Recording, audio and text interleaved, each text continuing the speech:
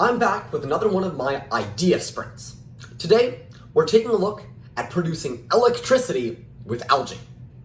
Hey, I'm Olian, and I'm once again experimenting with microalgae.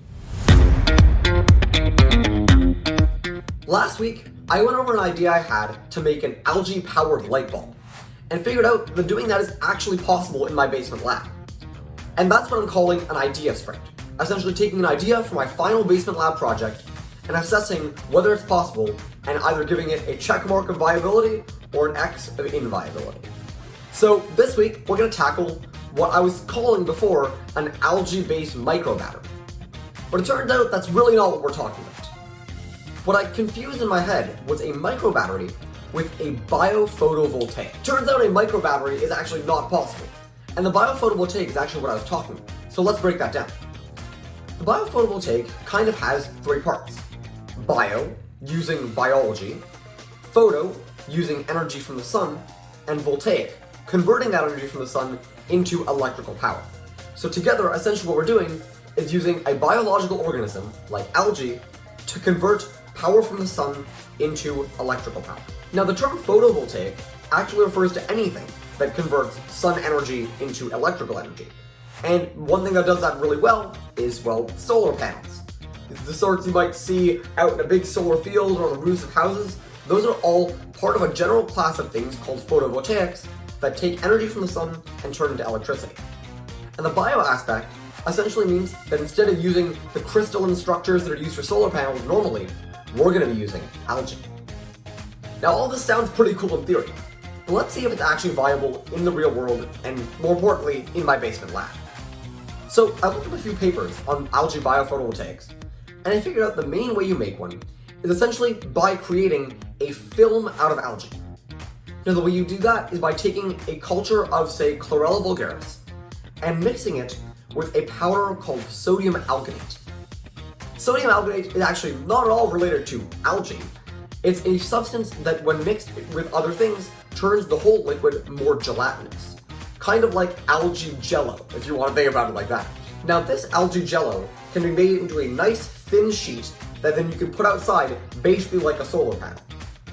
But the difference between a solar panel, a regular one, and a biophotovoltaic, one with algae, is that algae convert sunlight to energy in a very different way. They use photosynthesis.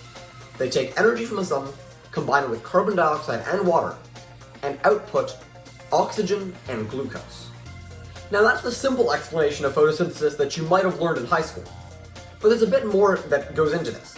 Specifically, that while the algae are producing glucose, taking that carbon dioxide and water, and making it into oxygen and glucose, they first need to convert it into various forms of energy that are referred to as ATP and NADPH, which aren't actually that important here. But what's important is that in that process, they're taking and removing electrons from various atoms. And sometimes, those electrons leak out. So we can grab those electrons from the algae before they're able to make it to the things they're intended to go to, and run them through a wire. And that's essentially what produces an electric current that creates electrical energy. So here's what an algae-based biophotovoltaic would look like. First, you have an anode and a cathode. On the anode, we attach our algae biofilm, produced using sodium alginate, and the algae start doing photosynthesis there. As they're doing it, some electrons come off and flow through a wire over to the cathode, where they're able to essentially produce an electrical current. Now, to complete our circuit from the cathode back to the anode, there's a proton flow, also produced from photosynthesis, from the anode to the cathode over a semi-permeable membrane that only allows protons through.